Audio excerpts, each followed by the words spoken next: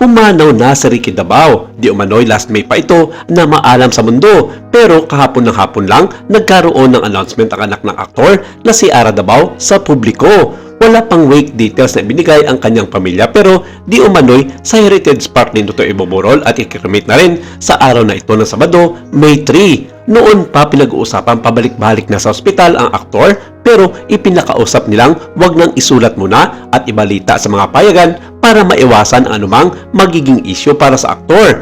Kanser sa lalamunan ang sinasabing dahilan ng paglisan ni Ricky at ito ay umabot na sa stage 4 ang naturang sakit kaya nagiging suki na rin ito ng ospital sa kanyang pabalik-balik na dinaramdam. Matagal-tagal na rin silang hiwalay ng misis niyang si Jackie Blanco dahil sa mga bagay na hindi sila magkakasundo na hindi naman inilahad ng dating mag-asawa.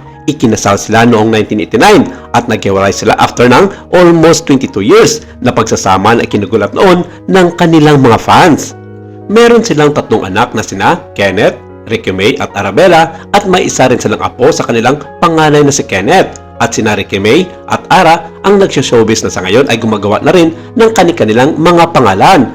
At noong 2021 ay nagsama nga sila sa kapuso drama anthology na I Can See You Alternate kung saan pinag-usapan naman ng gusto ng kanilang mga solid fans dahil at last nakita nilang muli ang kanilang mga inidulo na masaya sa kanilang ginagampan ng papel sa nasabing kapuso drama anthology. Nanatili pa rin single si Jackie Blanco pero ang actor-director ay meron ng bagong love life at almost 2 years na di umano ang kanilang relasyon, si Mayet Malca. Ang yumaong aktor na anak ni Charlie Dabao na namatay rin sa colon cancer, ang ama ni Ricky at kapatid niya, ang dati ring aktor na si Bing Dabao. Anyway, tipid si Ricky sa mga huling interview ng showbiz media tungkol sa kanyang non-showbiz girlfriend. Pero aniya, nakilala na ito ng mga anak niya at alam ni Jackie Blanco na in love na ang dating asawa.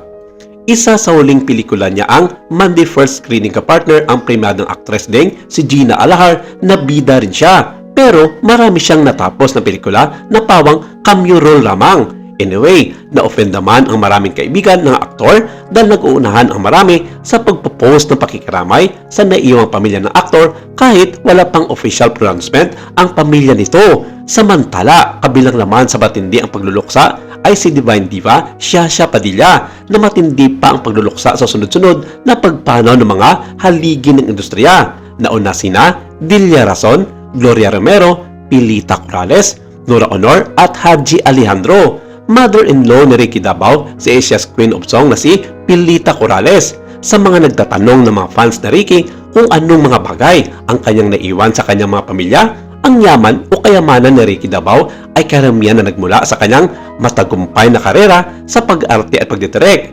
Isa siyang multi-awarded na artista at nagdirect din ng mga pelikula. Beyond this career, ang background ng kanyang pamilya sa showbiz ay nag-ambag din sa kanyang network at opportunities ayon sa ABS-CBN kung saan nagkaroon ito ng maraming sasakyan o sports car kung saan mahilig ang aktor na nakapagpatayo din ng isang mansion sa Orange County sa Los Angeles, California kung saan nakatira sa ngayon ang kanyang anak na si Arabella. Ilan din sa kanyang mga napundar sa showbiz ang mga lupain sa Antipolo City kung saan pinamamalaan naman ito ng kanyang anak na si Kenneth. At sinabi sa kanyang naging interview noon sa batikang showbiz columnist na si Boy Abunda, ito raw ay kinatatayuan ng mga warehouses na inuupahan ng ilang mga private companies.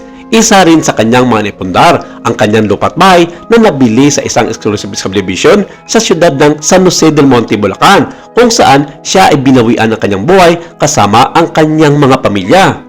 Lahat ng ito ay nakasaad sa kanyang last will and testament na isinigawa pa noong taong 2023 ayon sa kanyang isiniwalat kay Boy Abunda. Higit pa sa pag-aarte at pagdidirekta, posibleng may iba pang pinagmumulan ng kayamanan o pamumuhunan si Ricky Dabao, ngunit hindi ito tasang nakasaad sa ibinigay ng mga resulta ng paghanap na naayon sa nakasaad sa kanyang last will and testament.